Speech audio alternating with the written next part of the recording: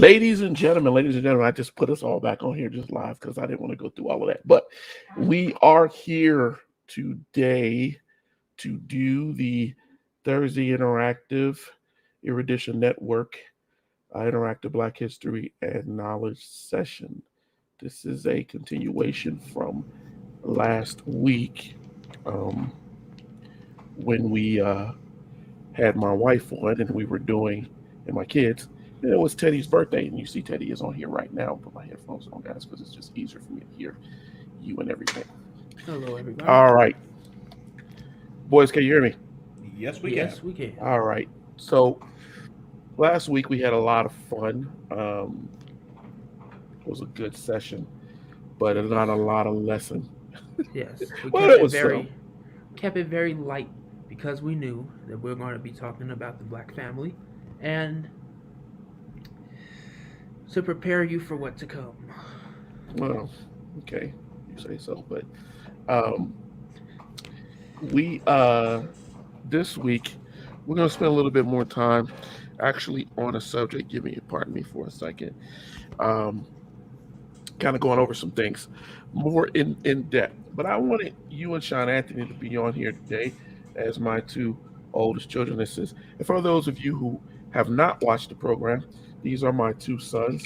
My oldest, Eddie, and my other son that's screaming in the background. But my two oldest are on here right now, looking like what? But we're actually on here right now, getting prepared, trying to get like I'm kind of hesitant because I'm trying to get some people to come on. I'm gonna give people about another 2 minutes. We were actually completely on time today um, to do what we were doing, but and I kind of threw everybody a little bit off whack in the house, but that's fine. That's fine. Um, we got one person on I see. Got you guys on. So, guys, while we're letting people catch up, letting people get on, um, how was your birthday, Teddy? How did everything work out for your birthday? Was it good?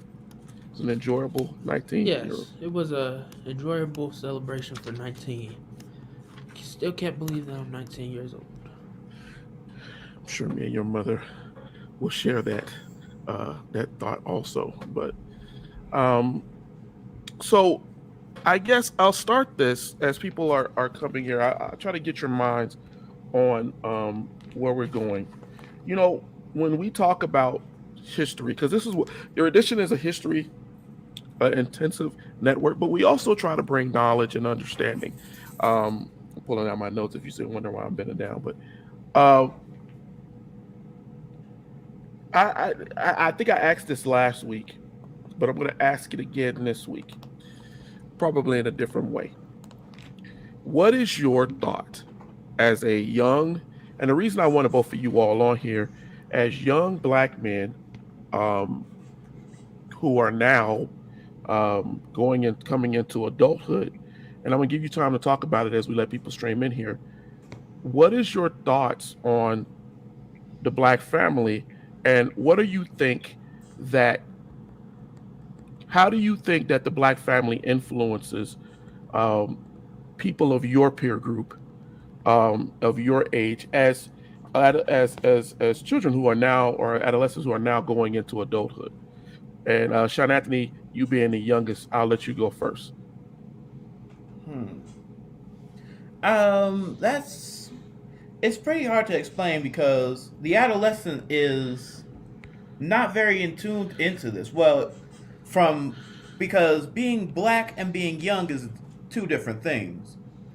At first, you're going to think, well, why doesn't it? You'll think like Matthew does. Why doesn't everybody like me? What is wrong with people?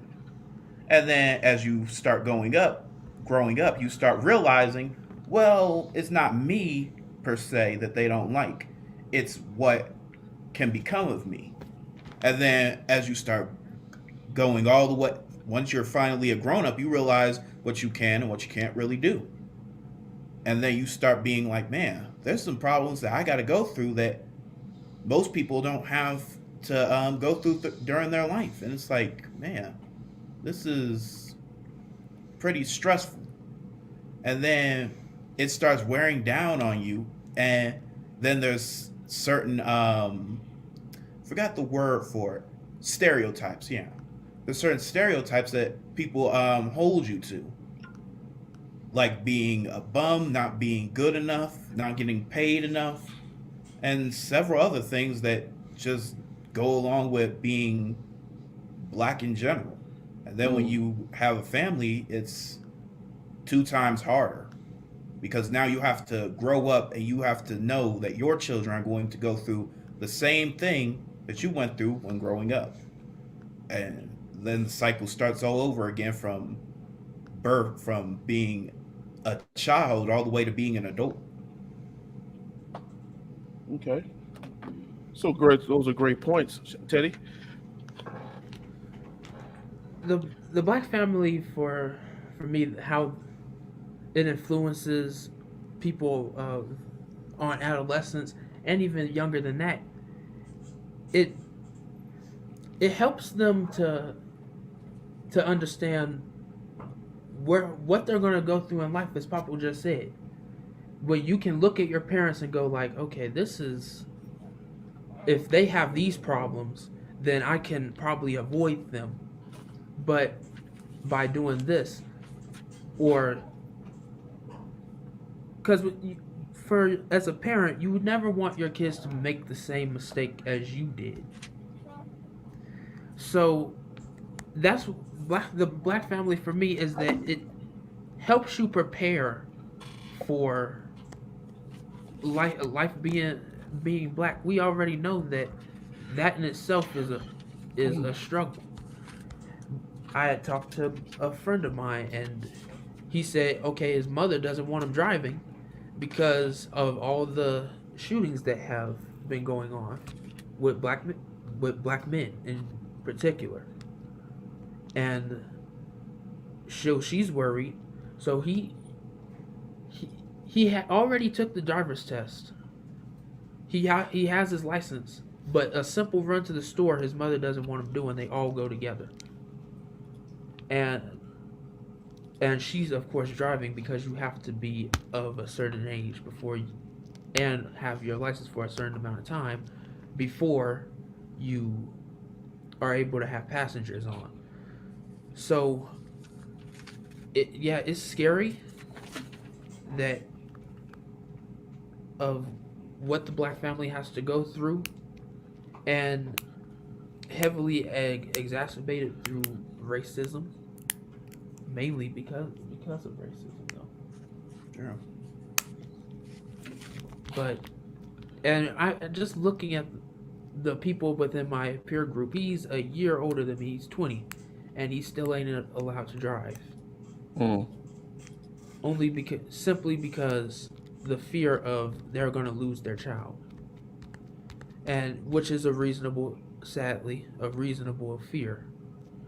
And another friend of mine, he just got a computer, and all because no parent wants to feel like they're not preparing their child. I hear you. That's why that talk that black people have of one another, that we are almost stereotyped about having, is okay when we go in the store. Don't look at anything. Don't do anything that you want to look at. If you want something, please don't ask for it, because no parent wants to feel like, man, I don't have enough money. I'm living paycheck to paycheck, and I still can't give the child what I want. Okay. So I get both of you all's points, and I let you pontificate a lot on that to express um, your frustration. I share that frustration, being a father and a parent of four. Um, I share that, but I think hold on, someone is trying to call us.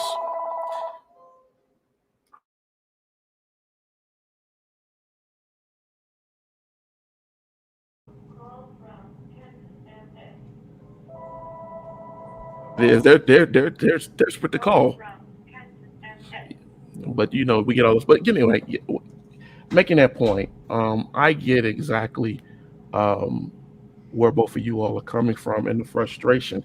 One of the things that I wanted to talk about today, though, and contributing to exactly what it is that you said. I don't know if we're going to get anybody else to come on, and I'm not going to worry about that. What we're going to do, because people can watch the replay. Um, Last week we tried to show everyone a pretty good representation of how you have a conversation with a black family. Um, it's not always pretty, and it's not always. Everybody has their own opinions and thoughts, and issues, and approaches to things. But what I wanted to do, what I really, really wanted to do today, is talk to my two sons about this situation. So, African American families, whenever you hear anyone talk about the black family, it is typically uh, with some form of vitriol for black men. And I'm not saying that black women don't get any of the opinion, anger, or vitriol, but I will say that as you look at what is put out statistically, what is put out through multiple different sources, we are usually told that black men, um, the reason why the family structure for the black family is bankrupt, morally bankrupt, emotionally, spiritually bankrupt, is because of men, which you all are, as you are becoming more from young men to older men. And so we have to start to look at where that comes from. How does that mentality start? And it starts with, let's to be honest, men of your age, right? Um, Well, yeah. when we say that majority of homes don't have black fathers, do you all think that that's true? To an extent, I do, because we, as black men, we, as I said, it still dawns on me every now and again that I just turned 19. Same thing happened when I turned 18. When you see that you're getting older, but a lot of black men and men in general, because I've talked to many men, they invest in a whole lot of escapism, Mm. where, and that comes with anything. It'll go into, well, I gotta get laid, I gotta get paid, oh, I gotta get on a game. I have to distract myself in some way because I do not mentally want to feel the weight of the world as a man. We all know that the song "It's a Man's World." We know what that entitles. You need to work. You have to. You're entitled to feed and clothe your family. You have responsibilities as a black man and a man in general. And why do we stress about black men? Because it is known that we have to work up to 50 times harder just just to meet the standard of pay or respect even in the workplace. And when we push these tropes out of, well, the black man is, look at him, he's escaping right now. He'll go out and try and steal your girl. He'll just be on video games. He won't do anything. And then you just sit there and it's like, man. And then it kills the morale of adolescence. Even if that's not the image that people see being pushed out there, and they may say, well, I don't agree with that. I can tell you from talking to some of my friends that that's what they see. One of my friends, I won't say any names, but he was looking into getting married. He's 3 years older than me, around 24. Now we can go into this. This is a really that's. Do you think that that's too early? No. You don't. Okay. Let's ask Sean Anthony. Sean Anthony, given what Teddy just said, right? All of those things he just said. What's your thoughts on it? Well, I somewhat agree with Teddy, but the escapism part I'm a bit hesitant on. Because yes, I do believe that the black man has it incredibly hard. And that is undeniably a fact. You can go throughout history and see both black men and women have gone through horrible acts and things that they cannot even describe just to get even the chance to vote, let alone freedom. But I disagree a bit on the fact that the black man escapes a bit. You It don't is think that he true. escapes? No, I believe he does escape because it's a harsh reality and most black men don't want to deal with it. But I also believe that it is also because they are stuck in a childish type mindset. Because think about it. If what people say about the black man is true, and someone said, and yes, many black men don't stay in the house, and that is because they leave to go fix themselves because they're not in the right mindset at the time. When they have a child, it's most likely when they're a teenager because they thought, well, I'm going to go sleep with this person, and then just to be mature. So, but as soon as the child's born, they're not in the right mindset. They don't know how to pay for them. They don't know how to deal with them. They don't know how to raise them. They're barely living paycheck to paycheck on him and his girl alone. So now he has to leave and find some way to get in the right mindset to do so. And most black Oh, men yeah, Sean Anthony. Go, no, go. can't deal with that. So what they'll do is they'll they'll leave the entire household and hope in hopes that either the mother finds a better man who knows how to pay for it and how to deal with it, or they'll go a while, then come back after a bit and be like, well, I got myself together, so that they can pay for you. But So you think she's waiting on that man to come back? yes, most that's only a few times out of many though, because it depends on the type of woman. Because if the mom knows that the man was not it, because let's say the man was not reliable to begin with, but the mother liked the Mm-hmm. man, so she's going to stick with him until she realizes, yeah, this is not going to work out for me because he only wants to escape. But it's a harder life for her because she's drained. She has to feed the baby. She has to clothe the baby. And if she loses the baby, then that's so much stress that she has to either go to therapy, and even then, she won't get over it. So let me ask you. So, Okay, so I let you all talk for a while because I haven't talked to you all, and I want people out there who watch this to understand. I didn't tell you guys anything that I want other than, hey, this is what we're going to talk about, and you hit some very vital points that I want.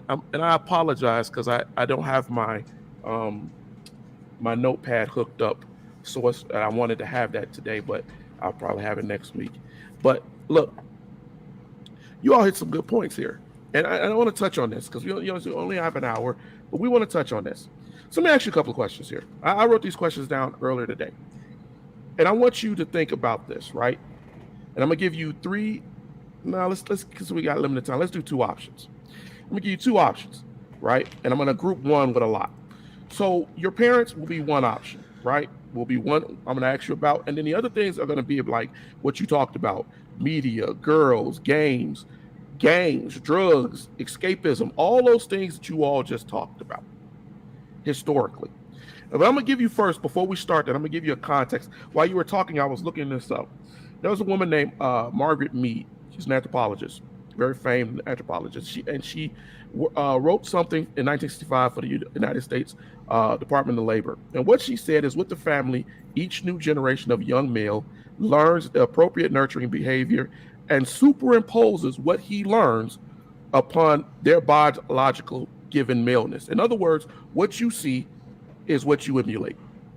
This learned parental role, when the family breaks down, as it does, and it often does because it's an unnatural family that has been hindered by slavery, these deliberate lines and transmissions are broken. And broken systems are taught to these young men. Now, yes or no? Do you think that what she said is pretty legitimate? Yes, I do. Okay. Yeah. So in order to go into that and to think about that, and I'm going to ask you, I want you to think about these questions I'm going to ask. First, I'm going to ask as far as your mother and your father, your parents, or we can even say your elders for those who are out there who follow these questions too. How many hours do you spend interacting with your mom, your father, or anybody in your family? How many hours would you say that you spend interacting with them in a given day?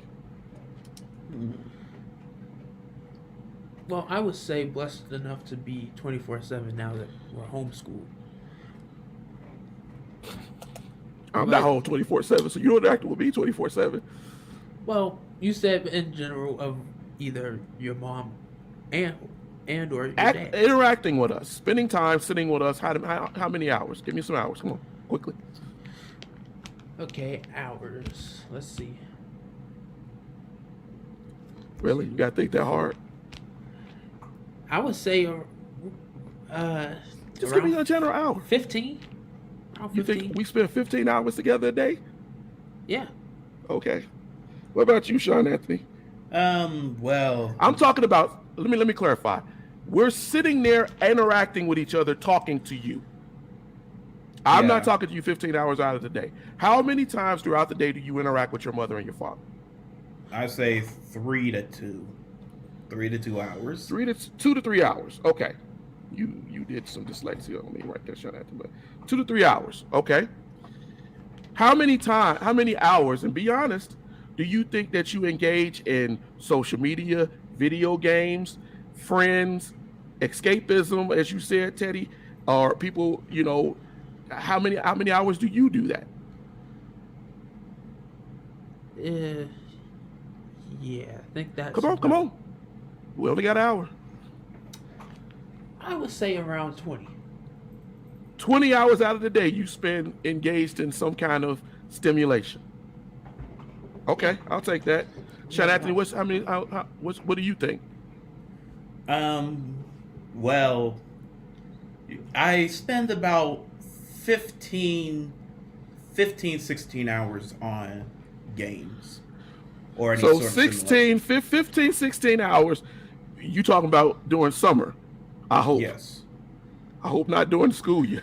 Oh, of course not during the school year. I got way too many papers and stuff to do during then. Okay, so you spend 2 to 3 hours talking to your parents or someone, an adult, elder, or whatever.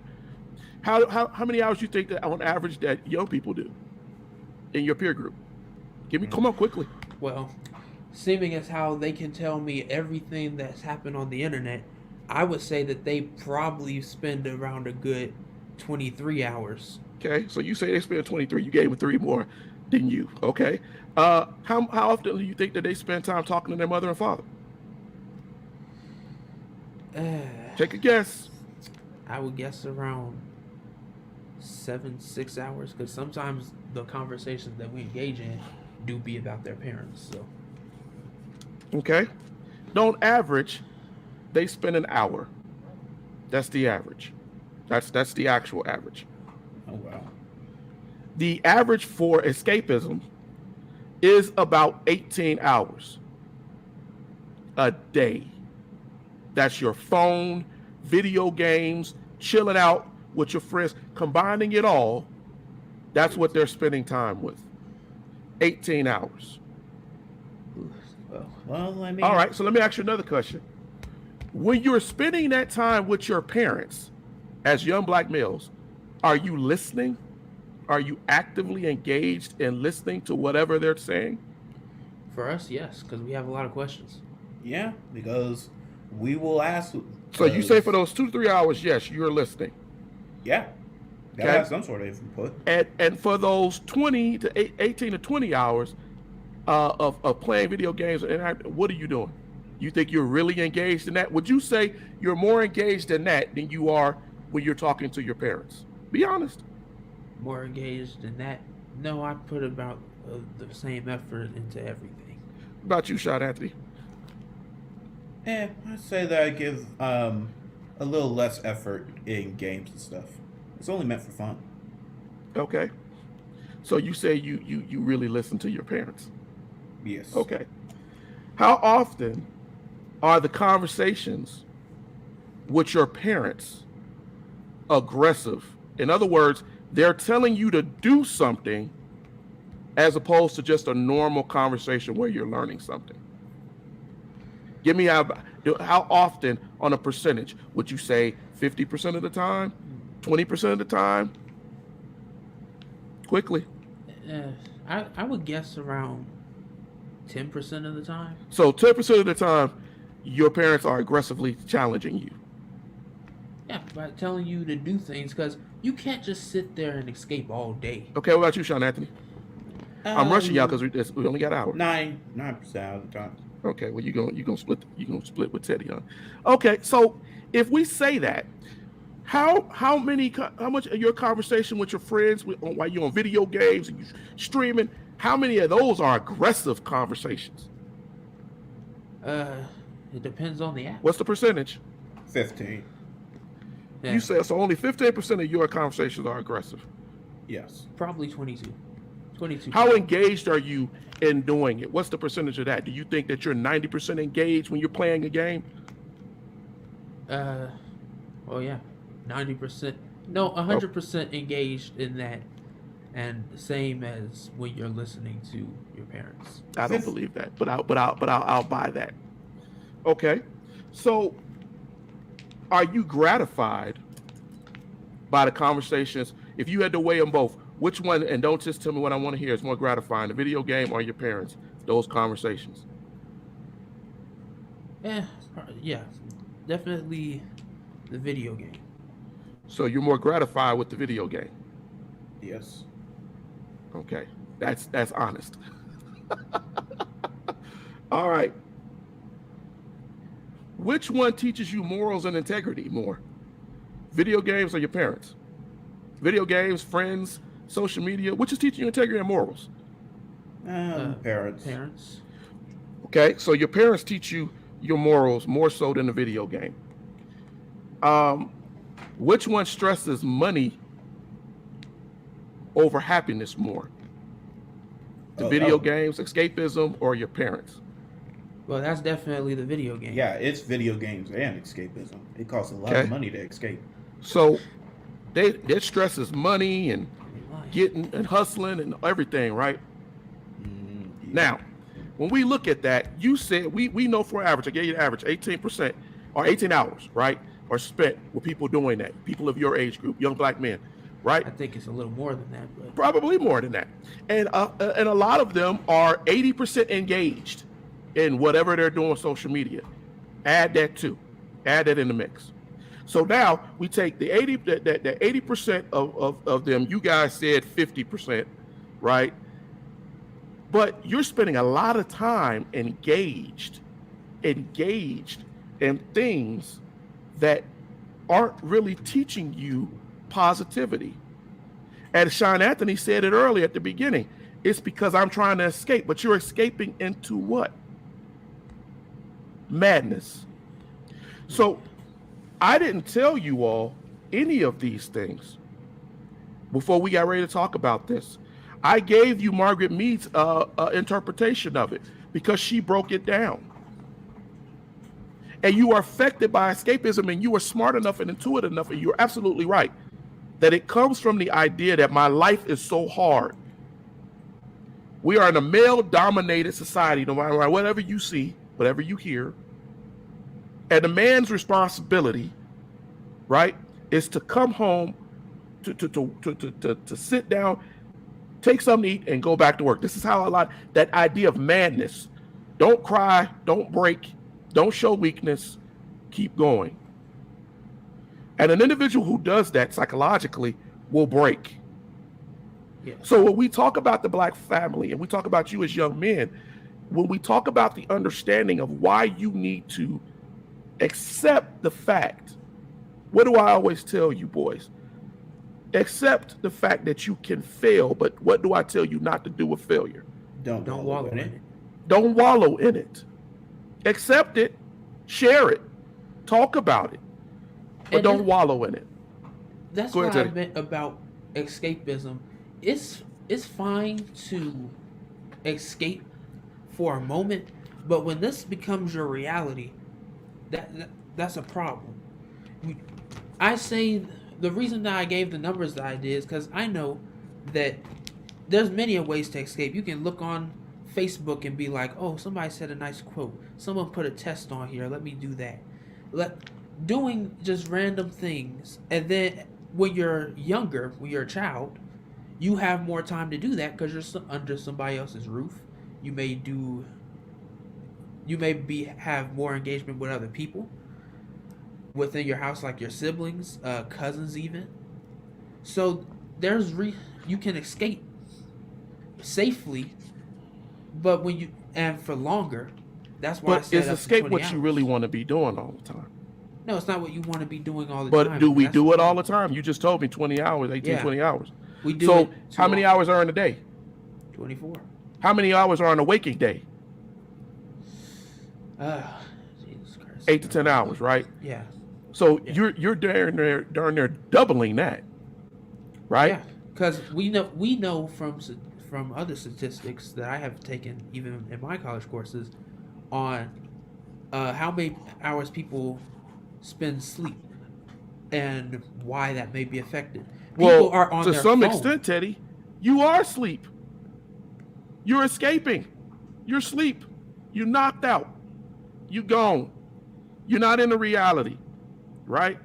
Because reality, that's why I let you all speak so heavily earlier. It's too hard. It's too difficult. It's too strenuous. And so because it's so hard and so strenuous, I'm going to escape. What else do we escape into? We talked about games. We heavily hit games. Sex. One of y'all talked about sex. Yes. Right? Yes. Black men escaping into sex. Dun, dun, dun, dun. Yes. Do you know who Frances Cress Welsing is? No. I do not. Frances Cress Welsing was a genius. She passed away about 2 years ago. She was a geneticist. She was I encourage anyone to go out there and read her books. But she hit it home, and she hit it hard, right, on what it was. Well, I often look at Frances Cress Welsing's work, but one of the things I never truly got why she did this. She broke out this idea for the black family because there was a report that came out, the Monahan report, that came out in the 60s, about 65. That is what has established for us this idea of what the black family is, right? The separation of the black male and the black father, the kids, and everything. And it pointed out to President Johnson at the time that the black family was failing.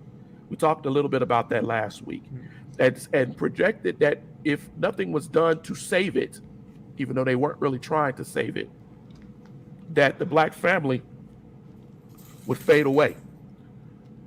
And Frances Cress Welsing around the 80s came up with this idea. She called it the 28, 30, 2, and 4. Have you ever heard of that? No. You haven't heard of it because nobody wanted to support it. I'm sure a lot of people out there, whenever they do watch this, they probably will have that. And I'd be surprised if they heard of it. If you did know about it, please put it in the chat. Let me know. All right. I found out about it in my 20s. Right. And what she said was that Dr. Wilson broke it down. She said that the black family has departed from the ideas of what the African family had established because we didn't know our history anymore. And so she said that most times, right, we're marrying early, but that comes from a slavery history. The earlier you can, and I talked about this in lessons before, when we talked about how they sexualize young 14, 13-year-old girls. Yes. With the idea of them being able to breed early because that was the money for the slave owner. But that's not the traditional idea of the African. right? Or most cultures. So Dr. Welsing said that we should get married at around 28 years old. That no adult should marry. Now, I'm sure they're not people. I didn't get married at 28 years old. We got married earlier than that. Yeah. Now she didn't say you couldn't date. She couldn't, but she said you shouldn't get into a marriage until 28 years old. You shouldn't have children until around 30. And then when you have kids, you should have possibly 2 kids and separate them every 4 years. That's when she came up with the 28, 32, and 4. Because her thought was that by then you would be mature enough to be able to raise children. You would be wealthy enough to be able to finance those children. So all of that was her attempt to bring the black family, the black male and female, back into a spectrum of reality. Because, boys, let me ask you a question. How often are black people married before they have kids? You don't have to give me a percentage, just think about it. In today's society. In today's society, I guess that almost zero. Yeah. On the percentages, right? Yeah. Because everybody is having kids. Well, I don't need to get married. I don't want to get the. Okay. At what ages are they having children? What's the averages? What do you think? Come on, y'all in that age group. About the amount of children, I don't know. Maybe around. This world is very 13 years old engaged. To 40. Oh wow! What? 13 years old to 40. I didn't stutter. Blacks. 13 years old to 40. And many of them are having 6, 7, 8 kids by the time they are 40. Now, I'm not villainizing. I'm not trying to make these people to be villains. I'm simply giving you facts of your peer groups. How many kids do you think that they have on average between that 13 to 40? Probably around 5. 5 to I'd 6. Say, yep. 5 to 6. And some of having them, believe it or not, once a year or every 9 months at certain periods. It was hard to believe, and I was trying to think about it because I want to say that I haven't seen and haven't noticed such a thing within my peer group, but yeah, when I went to take the SAT, there was a lot of things going on with those girls. One of them looked like they were a stoner. The other one may have been a couple. People are doing it for different reasons, but you just said it earlier. I'll let y'all talk. Escapism. Sex is an escapism too. Tyson said, I don't know these days. I was 1 week from 29 when I had my son. So many, my brother, are not. And I was tempted to say, well, none of them were engaged in marriage, and maybe some, but not enough of us were sexually active, because a lot of millennials are home with their parents. They're not really doing anything. So when and a lot of millennials are home with their parents. That is, and we're going to provide you with these statistics, right? A lot of them are home with their parents, having kids, who are now with their parents. Yeah, and their parents are raising them. And I've only heard so many. So if Frances Cress Welsing goes, her numbers are 28, 32, and 4. And when she did it, man, I can marry when I want to. But she was doing it to try to put a thought in your head. Yeah, but the numbers that's really today, all it was. Today, the numbers are 0, 13, 6, 5 or 6 every 9 months. What you're going to have with that are people who are children who cannot, as you said, Shard Anthony said, are going to struggle. And when people struggle, what do? You all said it. What do? Escape. We escape. Also to the same thing that is stressing us out, because it could be a book about the same thing you're going through, but somebody snapping or something. And it Let me ask you a question though. Who is that fair to? It's not fair to the female, and it's not fair to the male. It's not fair to either one of them, because now what you have done is you have put yourself into a situation. And even worse, it's not fair for the child. Yeah, because the child is now going to have to go through even worse than what you went We through. watch. We for the last couple of years have been engaged in watching paternity court and divorce court because we want to know. Wow, you talking about the Moripoviches and all of that? Yeah, we want to know why does this happen? What gets a person in this situation? And that is why we're talking about this. It's a painful thing that a lot of people do not talk about and don't want to talk about and will avoid. Let's talk about something else, because we're going to be doing these programs for the next couple of weeks here. So I'm not going to rush this. But let's talk about something else that should be really kind of get in your mind. Do you know what the mortality rate is? Do y'all know what I mean when I say the mortality rate of young people? No. Mortality aptly meaning that how long they live, right? What's going on with them? Are they going to be able to survive? Your mortality rates in this country are, for Black people, are horrible. And they have been for the better part of about 50 years. But we don't talk about it. We don't talk about it historically. We don't talk about it in our communities. I very rarely have actually had anyone talk about it other than me and a historian who had a conversation about it a couple of years ago. And so I was writing down the notes, right, of it. So in America, the infant mortality rate for African Americans, right, say there's 20 deaths per 1,000 births. Now that may not, as you look at that comparatively, you go, okay. But let's think about this.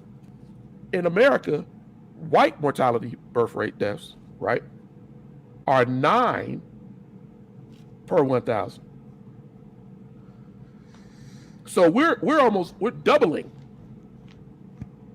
their mortality. Now, what does this mean? This means pre and postnatal. This means that 13-year-old girl who has a baby, her body is not even fully matured, and the baby doesn't make it. Or the nurturing of the baby is not done properly because that child mother or child father doesn't have the mentality and may not have the support. Babies who are thrown away, babies who are aborted, babies who are killed. We see that in the media too. The woman that died during birth.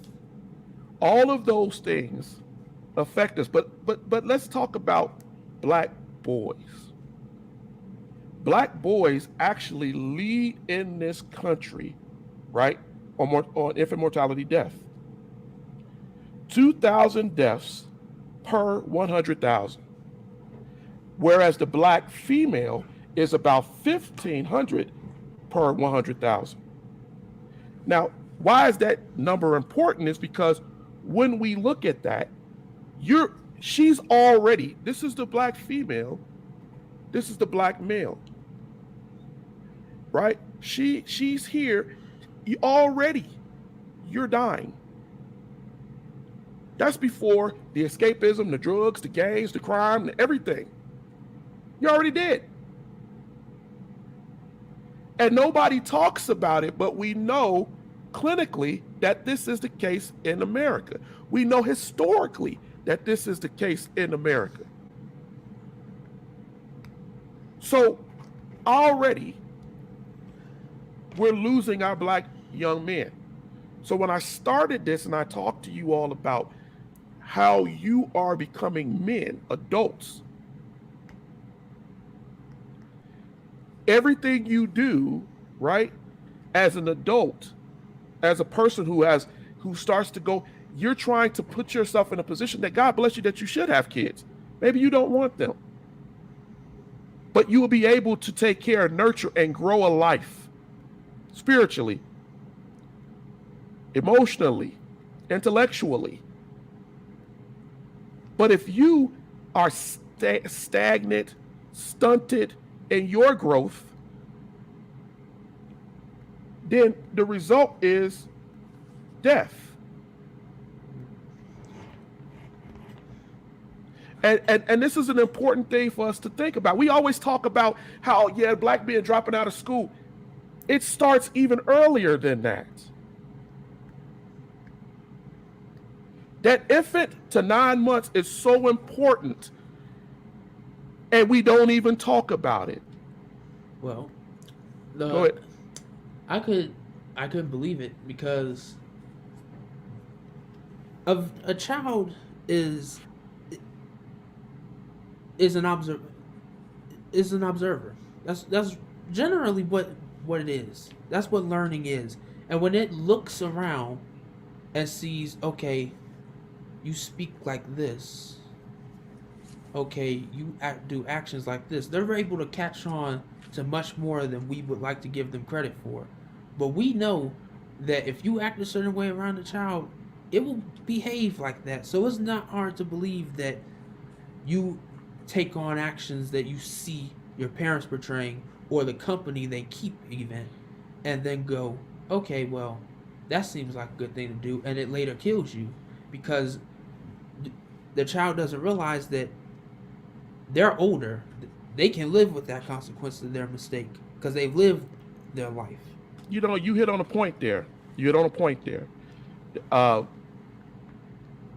I'm going to discuss this with your mother coming up because I'm going to have her on next week talking about the parent side of it. But there's a book, Developmental Psychology of the Black Child. Dr. Amos Wilson, he's no longer with us, but he wrote this book. And in the book, he talks about, and this is not, this is just scientific fact. He talks about the study on, because I don't know if you know this, but they study different races against each other.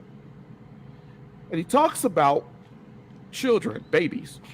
And he talks about how babies, European studies have been done on European and African babies, or African American babies. And you talk about how they learn, right?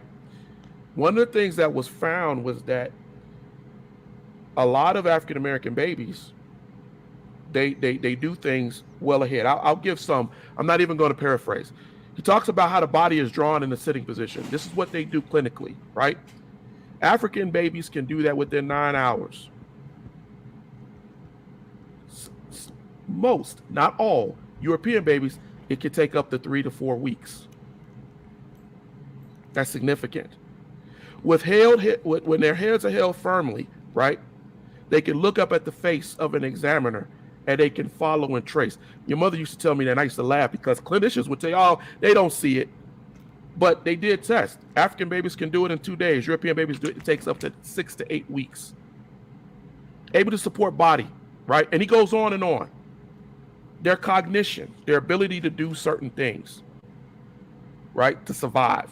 Now, there are biological, physiological things of why ancestral, the theories of why that is. But they learn early. They pick up things quick, right? Girls even more so than boys. And when you are not, what did Margaret Mead say? Behavior is superimposed. They watch you do things and then they follow it. Yeah. If you don't have the maturity or the wherewithal or the understanding, then what are you teaching that child? There you go. I didn't want this lesson today to be all over. I wanted us to be kind of concentric in what we're talking about here. But I want to talk about this thing about the black family, about the black male. Now let's get to the down and dirty, right? A lot of your peers, whether it be true or not, just like a lot of my peers did as I was your age, are jailed, accused. They're caught up in some in dramas, court problems, legal problems, criminality. So it's not just having the babies early. Now you're caught up in a case. Where does that come from? Where do you think that criminality comes from? Not all. Let's specify. But where do you think it comes from? The want and the need. Yes, the need to escape. The want and the need to escape. Mm-hmm. Escape. So because I'm hurt, it goes to the old saying, hurt people hurt people. Is that what you're saying? Mm-hmm. Yes. That I gotta go and do something to somebody, or I need to go and do just something, anything to take my mind off of Or my I situation. need to, or it's the I need to feed this. I need to fuel this this escapism, but I don't have, so I'll go get it. Any way that I can. Yep. Yeah, and then what do you become? An addict. Well, that's a part of that too. You're addicted to the feeling of the feeling good. But what we talked about here, short-term relief, commerce, money, the things that I need. But what fuels that? I'm asking you, so that you can put it out here to people. What do you think? I'm not your age. I have a theory on what fuels it. What fuels it is what they see, whether it be from their parents, from their video games, from friends. So we go back to the 50%, 80%, 20 hours, 18 hours of escapism. And what are you escaping into? So if I'm listening to a rapper and he tells me that I can call her a itch, this, that, whatever, right? Because that's free expression. And I fuel that edgy, materialistic mentality. But as I'm fueling my short-term relief, right? I got to get this out of me because I'm hurt. I was raised in a home that I was upset with. I'm pushing that on you.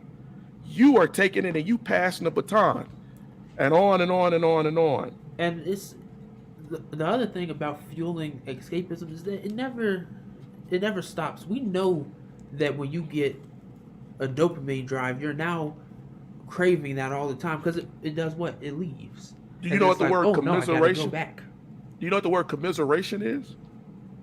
I've never heard of commiseration, emotional commiseration, right? It's a psychological thing, right? I have lived a horrible life. It happens in jail, right? We gonna commiserate and we gonna join together. We gonna talk about. It's a big, expensive word to say. We gonna come together in our hell, and we gonna find commonality in our hell, and we're gonna commiserate together. And you're gonna say, "Yeah, man, I had a bad baby mama too, and I was raised like this, and I don't." And what does that go back to? It goes right back into wallowing in failure. Not only that, but it goes back to what I had said about friends, because what's going to happen is your friend's going to say, well, I've been in the same heck as you, and you know what? I know a person who knows a person who did this to get out of it. Yeah. And then you go into crime and get caught up. So let's talk about crime real quick because we're coming up on this, coming close to about an hour. Let's talk about crime. So I've lived a horrible life. I know what crime is. Mike said it. Misery loves company, right? Let's commiserate and let's lay in our misery. But let's talk about crime. We got people in Chicago carjacking. We got young folks beating up on older people. We got folks who was running around knocking folks out a little while back. We got all this stuff going on. Why do that commiseration of failure, that lying in failure, that acceptance of it, that coming together of it, that short-term relief of it, right? That we all talked about, your escapism, that I didn't tell you, this is what you said, but I have a theory, right? But then, what does it do? It endorses the violence. Because if all of us agree that life sucks, then we don't care what violence we put out. And then you have a very pessimistic view on everything. Yes, a nihilistic view of life. Then you trivialize life. Material people, everything has no value because we all agree that it sucks. And we don't have any examples, mentors. We're going to get into that next week. And it's not that you don't have examples and mentors of success. It's just what they went into. Like they look at a rapper and look at him and go, "Oh, look, he's successful. He's got all of this. Oh, she's got this." But what does she have to give up for that? She had to give up her dignity by going on and being half dressed, and then shaking what God gave her, and then the man had to go and put on a facade, because that's really what it is. Every rapper reminds me of Ted DiBiase and the Money Man. Money. We know that it's an act, but we enjoy it. But when you go in there and you say, "No, I gotta be like that, and if I do this and that, then I can be there," and then they think, okay, if I just say nonsense really fast, then to a good beat, oh, I'm in. And what I hate to say it, and maybe make some people mad, but Lil Nas X got away with that as well, and we saw that. He had a real nice beat with Country Roads, and then what happened? He got pulled into that old mindset of, oh, let's push it even further because I need more success. Nope, because just like with escapism, and you can't have enough of it. You have to have it all. So Mike asked the question. He asked the question, how do we as parents fight this outside influence and escapism? Well, one of the things we got to talk about is what we talked about when I was writing down y'all stuff right here. Right? That is actually that's why we did that at the beginning. How much time? I'm not saying you got to spend hours with your kids, because I don't want to spend hours with these two, right? But how much quality time are you sitting around talking about quality things? Well, let's go back. Hold on. How much time do I spend with you all, giving you something to read, talking to you about positivity, not just me saying you didn't do this right, you didn't do that right? How much time do I spend molding you as men?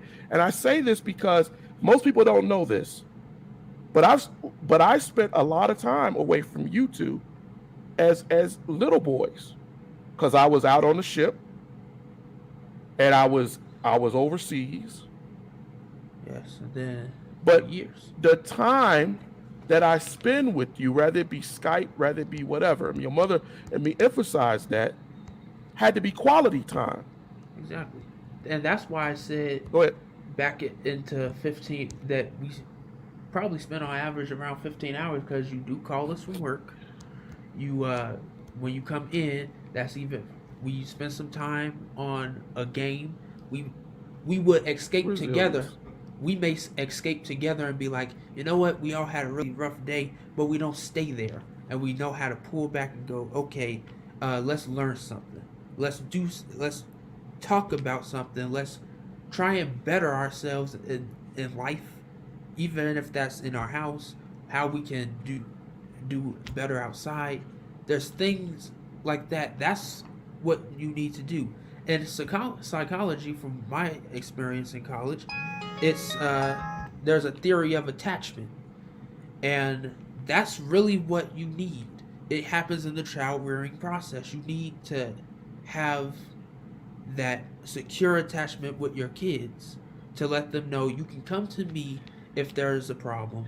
You can talk to me about whatever, and there won't be any judgment. Just know that we will try and correct you if it's crazy. Let's address these three inputs that we had before we get ready to get out of here. Tyson said, I grew up in a crack house, foster homes, dropped off at an adoption center, lived in a storm drain under Vegas, graduated high school 2 years early as a class president, ended up working with you. It does come down to resilience. But so everybody is not blessed, gifted, or benefited with having that resilience. Yeah, and resilience comes from a desire to escape those horrors. And a lot of Turning People don't escapism have to a that. positive. Kiki said 100% correct, but people in poverty does not have the same availability as some. They don't. And so Man, that's when a we whole nother fashion, subject. but when we fashion our idea of celebrating wealth and power above intellectual pursuits and spiritual availability, then what happens, right? Those people were poor, always been poor in the black community, Key. But the reality of it is, they also were taught some kind of moral avenue, some kind of moral respect, some type of moral understanding, and they clasped to that. If that was the only thing they had, I'm gonna raise this boy or this girl to be better than what I was, so that they can go further. And we've lost that. We celebrate those who have more than those who have not, because we want to be them and forget that those people used to be right here. And those people are wearing a facade. And not only that, but it reminds me of the documentaries Dad used to watch, and still does. Because what it was a black person in a poor community, not having what they need, but still putting on a suit, walking outside, and trying to get somebody to hire them. Notice them. Yeah, because That facade. What he's saying, Teddy, is that there's a side to either side of that. You can put on a facade for a positive to try to get you somewhere, project yourself to be somewhere. But when you put on a facade to lie to yourself, yeah, that's a deeper issue. all right, let's ask. So, single parent homes where the parent is working 2 and 3 jobs. But you know what? I know those homes. Was raised in them homes. And the ability that I have right now to raise my sons is based off of the shoulders that I stand on my mother, my aunties, my uncles, my family, who I saw do that. My grandfather worked hard. My Uncle Tracy worked hard. I learned from those men who were not my father, but they taught me what a work ethic is, what it meant to be a man to go take care of your family, that pride you have in knowing that your family has. So that I didn't have to get lost in escapism, because I understood what it meant to take care of mine. And if I took care of mine and me, then they were going to be taken care of. Go ahead. And it also comes from you. That's my cousin. You may love your family and whatever, but yes, most of our people in the black community, because as we had said earlier, most kids, if they have kids too young, they're not raising their kids, so they learn from others that are raising them, and you got to be careful about what they're teaching them. And for some, that's good, because there's a good work ethic. But we also need to learn how to break from, okay, well, I like this about you, but we also need to stop lying to each other, Teddy. We need to stop lying. And what I mean by that is, and I'm going to close with this, we lie to ourselves in the black community. You all are not old enough to remember, but Bill Cosby, this is around 2005, 2004, he came out, he did a couple of speeches, and really ticked people off in the black community. But he wrote a book with, what's his name? Dr. Alvin Poussaint. And they were talking about how fathers in the black community, right, not being there is challenging. But they also said that when we have no fathers, no one wants to be the mentor or father. They didn't say your biological father. Then you have a catastrophe. And people are like, oh, how dare you say that? And then school dropouts, disenfranchisement, all this stuff.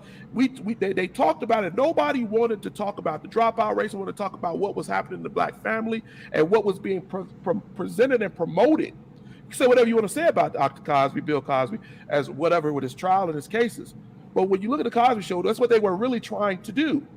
Well, yeah, to show you that didn't have to be your reality. They needed a father figure. If they can't have a father, they can at least have a figure. That's why those shows existed. We had Fred Rogers. We had Bill Cosby. You have Good Times. You have things that display a common sense of black families, of a proud family, even a cartoon that tells you this does not have to be your reality. You may not It's have gonna be this, hard, but but it don't you have to be your reality. And I agree. I'm only cutting you some because we run over an hour. ooh, yes, heavily. But I will say this. When I asked you guys those questions about this was a slow hour, right? And how we tried to break this out. Um, but I really wanted you all to be honest about you brought it up before I even brought it up. Escapism. About what we're doing out here and how it's affecting us. Michael said I take it as a personal responsibility to talk to the young brothers that are willing to listen. Amen to that. And we all should. Thank you, cuz. Thank you. I ain't seen you in a while. Thank you, cuz. Oh, that's my cousin. Look, I love the idea of strong black men, but I also want you to understand that being a strong black man is not just what you see in a rap video, in a movie, and something. And that's like Michael just said. That takes personally taking responsibility to be a mentor to a brother who don't have a father, to your friends who struggle. And I've seen both of y'all do that, and I am proud that y'all do that. That's because why you have to understand that. People, because they may be 20. Some people have been. The oldest person I've talked to is around 52 years old. Came out of the military, and he's like, if somebody would have told me what you telling me now, I've been much better off in life. And it's a sense of accomplishment of I was able to do that, and my parents, the experience, because we need to understand another thing. You don't just learn from experience and learn from failure. Well, you can be proud in failure, just don't sit there. No, you can also learn from other people's failure and know what doesn't work already. You can avoid. I agree, my son. I agree. Don't commiserate. That's the word of the day. Don't commiserate in failure. Commiserate in success. Tell yourself that I will be. That facade that you're talking about, build that facade on something that you want to be that is positive. And it don't got to be rich. I ain't got to be the richest man in the world if my soul, and the Bible tells you that. Religious orders all over the world tell you that if you're not a Christian. Yes. The morally right. Common sense for people that don't believe in that. Common sense should tell you that you don't have to do that. But this has been a really good hour. I appreciate you all. It was slow, and I know it was slow, but I wanted to let you all talk and feel comfortable talking. And so, and get all of that, get what your thoughts on it was. We're going to go further on this. I'm not going to let this black family thing go. I'm going to have your mother on next week. Tina will be on. We will be talking about the parents' perspective and what we can do as black parents to inspire, to help our children, to grow our community. Because it's not just about our house, because the things that happen in our house affect other people's houses. And so we want to be able to talk about that. And then, this is the scariest thing ever. The week after next, we will have Matthew and Elliot on here together at the same time. God help us all. No, but it will be fun. It will be fun. Thank you all who actually tuned in. I know this was a slower Erudition Network. Please support us on YouTube. Support us on Facebook. We're trying to grow this network. We need your assistance, your help, and just your subscription. If it's just a subscription and you get others to subscribe, we can use that. If you're on YouTube, make sure you subscribe. Hit the like button. The like button helps us to promote this to other people around the world. Hit the bell so that you're always notified. Click all, because YouTube is funny. It doesn't really report all at times. And also, our Cash App runs through the bottom. Whatever you give us, goes straight into Erudition. Yeah, we do. We don't. That's what it goes into. Sean Anthony, closing out. We are well over. Well, to everybody on both YouTube and Facebook, please just try to share this with people. Let them know that there's there's always a way to learn. Because even if we're not talking about the black family, we're talking about how history combines with what is going on in the current world and what led up to, and even the past. We're trying to teach everybody about both history, black people, and as many things as we can to help not only young people but everybody understand. All right. Ladies and gentlemen, we are going to close this out. I thank you again. Have a blessed rest of your week, and we will see you on Erudition next week, on the interactive program next week, and we hope to see you there. Have a good one. All right. Peace out, boys. Say peace. Peace. Love, soul, joy. All right. Thank you all.